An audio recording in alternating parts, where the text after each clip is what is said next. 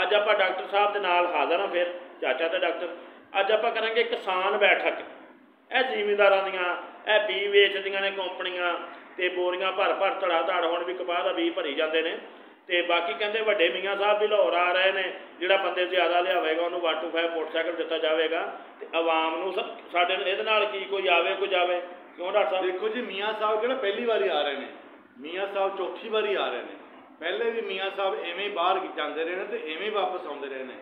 तो जदों मियाँ साहब फस जाते हैं फिर बाहर भजते हैं, तो जदों हालात कुछ साजगार होंगे ने, कोई हथ जुड़ जाते हैं मियाँ साहब के आवाम के नाल जां मुल्क के नाल जां कुछ सरकर्दा बंदियां दे नाल, ते फिर मियाँ साहब वापस आ जाते हैं।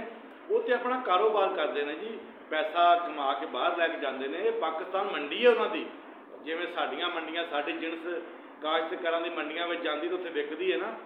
ये पाकिस्तान जिहड़ा है सियासतदानां दी मंडी है, इत्थे कमाउण आउंदे ने, ये बाकी कमा के पैसा बाहर लै जाते हैं। गल डॉक्टर साहब ये भी आ कि सानू तो किसी पार्टी नाल नहीं, इमरान खान की कहते कप्तान जिहड़ा आ कासम दाबा, ਉਹਦੀ ਕਹਿੰਦੇ सालगिरह ਤੇ आवाम केक लैके नस्सी फिरदी, सानू अपने नियाणिਆਂ ਦੀ केक ਦੀ याद नहीं। देखो वो भी कानून के मुताबिक अपनी सजा भुगते। सानू ते अपने रोजगारों के नाल ना, अपना रोजगार अपनी मैशत सानू अपने घर के हालात के नाल, सानू अपनी फसलों के नाल गर्ज है। सानू ये सियासतदानां दे पिछे टाइम ज़ाया करन दी मेरे ख्याल दे विच हुण इतनी जरूरत नहीं, ते ना ये हालात इन्हां दे हथों बेहतर होने वाले ने, हो नहीं सकते। तो मुल्क का कोई अदारा जिम्मेदार अदारा मोहरे आएगा, अगे आके एक्शन लेगा आवाम के खिलाफ, सियासतदानां के खिलाफ, तो एस्टैबलिशमेंट के खिलाफ, तो अफसरशाही के खिलाफ, तो उन्होंने लोगों के खिलाफ जो माफिया बैठे हुए हैं। ये अदारे ही डॉक्टर साहब अगे आए ने, एक आला अदारा अगे आया ना, तो तुसीं देखो डॉलर में भी ब्रेक लग गई, डॉलर भी रुक गया, बैक हो रहा, तो चीनी समगल हो रही सी उन्होंने भी ब्रेक लग गई, थोड़ा जिहा कंट्रोल होया, लेकिन अदारे की मुदाखलत ही होया। तो दूसरा गल किसान बैठक, तो हुण आपां गल करते हैं कि किसान बैठक यह जी जिमीदार को कपाह खरीदते हैं, कपाह खरीद के एको ही बनोला होंदा, रंग बिरंगे बोरे ने भर भर के जिमीदार को वेचते हैं बाद च। देखो जी, बनोला वही हुंदा, वो तो रुई भी ला लेंदे ने, विचों तेल भी कढ़ लेंदे बनोले दे, तो फिर जो पिछे भूसा बचता है ना बनोले का भूसा, वो जिमीदार नूं कपाह के रेट से देंदे ने। अल्लाह अकबर, देखो जी इतना जुल्म, अंदाज़ा लाओ। तो डॉक्टर साहब ये बी वेचते हैं, बीयां दे विच भी 2 नंबरी हो रही है, बीयां दे विच भी 2 नंबरी हो रही है। ना जिमीदार नूं खालस बी मिल रहा, ना जिमीदार नूं खालस खाद मिल रही है, ना जिमीदार नूं पैसटीसाइड खालस मिल रही है, किसी चीज़ का कोई रिजल्ट नहीं मिल रहा।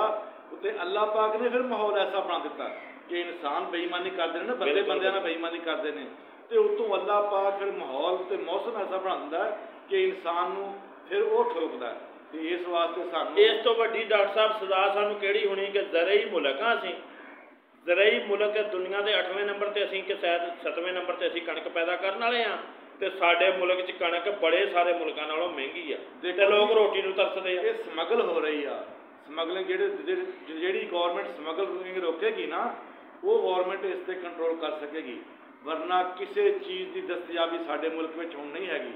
इस टाइम कोई चीज़ नहीं मिल रही, हर चीज़ शार्ट मिल रही है, हर चीज़ ब्लैक मिल रही है, जिमीदार परेशान आ, मजदूर परेशान आ। शाम को एक चीज़ का रेट 1000 रुपया होंदा, वो दूसरे दिन 2000 होंदा। एक दुकान से चीज़ 1000 की मिलती है, दूसरी दुकान से वही चीज़ 2000 की मिलती है, और ब्लैक मेलिंग और ब्लैक मार्केटिंग हो रही है साडे मुल्क दे विच। सब तो पहले तो कोई कंट्रोल, कोई ऐसा सिस्टम होना चाहिए जिहड़े किसान नूं बी वगैरह मुहैया करते हैं, या पेस्टीसाइड इन्हां दे चैक एंड बैलेंस होना चाहिए। मंथलिंग वाली गेम खत्म होनी चाहिए, सब नूं शिकंजे च कसना चाहिए।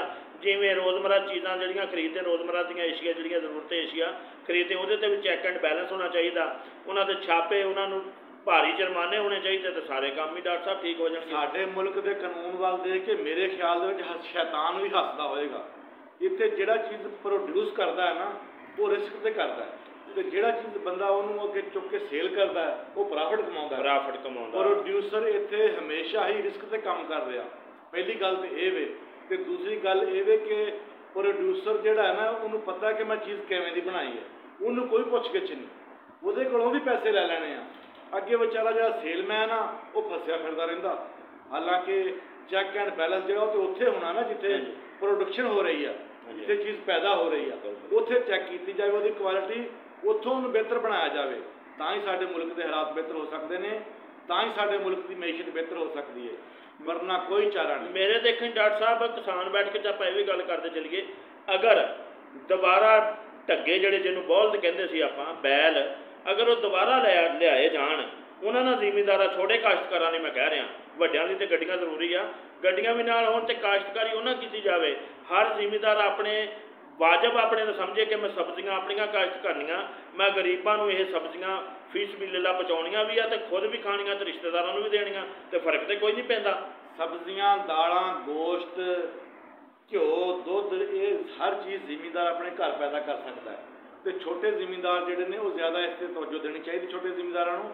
ਵੱਡੇ ਜ਼ਿਮੀਂਦਾਰਾਂ ਕੋਲ ਤਾਂ ਪੈਸੇ ਜ਼ਿਆਦਾ ਹੁੰਦੇ ਨੇ, ਤੇ ਛੋਟੇ ਜ਼ਿਮੀਂਦਾਰਾਂ ਨੂੰ ਇਸ ਗੱਲ 'ਤੇ ਤਵੱਜੋ ਦੇਣੀ ਚਾਹੀਦੀ ਹੈ ਕਿ ਪ੍ਰੋਡਕਸ਼ਨ, ਹਰ ਚੀਜ਼ ਦੀ ਪ੍ਰੋਡਿਊਸ਼ਨ ਉਹਦੇ ਆਪਣੇ ਘਰ ਦੇ ਵਿੱਚ ਹੋਵੇ। ਇਹਨਾਂ ਦੀ ਵਜ੍ਹਾ ਨਾਲ ਹੀ ਉਹ ਆਪਣੀ ਮਈਸ਼ਤ ਨੂੰ ਬਿਹਤਰ ਕਰ ਸਕਦਾ ਹੈ ਤੇ ਉਹਦੇ ਹਾਲਾਤ ਸਾਜ਼ਗਾਰ ਹੋ ਸਕਦੇ ਨੇ। ਸੱਜਣੋ ਤੇ ਬੇਲੀਓ, ਇਸ ਪਾਕਿਸਤਾਨ ਨੂੰ ਨਜ਼ਰੇ ਬਦ ਤੋਂ ਅੱਲਾਹ ਪਾਕ ਬਚਾਵੇ। ਜਿਹੜੇ ਮੇਰੇ ਮੁਲਕ ਦੇ ਮੇਰੇ ਬਾਰਡਰਾਂ ਤੇ ਹਿਫਾਜ਼ਤ ਕਰਦੇ ਨੇ, ਅੱਲਾਹ ਪਾਕ ਉਹਨਾਂ ਨੂੰ ਆਪਣੇ ਹਿਫਜ਼ੋ ਅਮਾਨ 'ਚ ਰੱਖੇ। ਆਪਣਾ ਗਾਓ ਤੇ ਆਪਣਾ ਖਾਓ।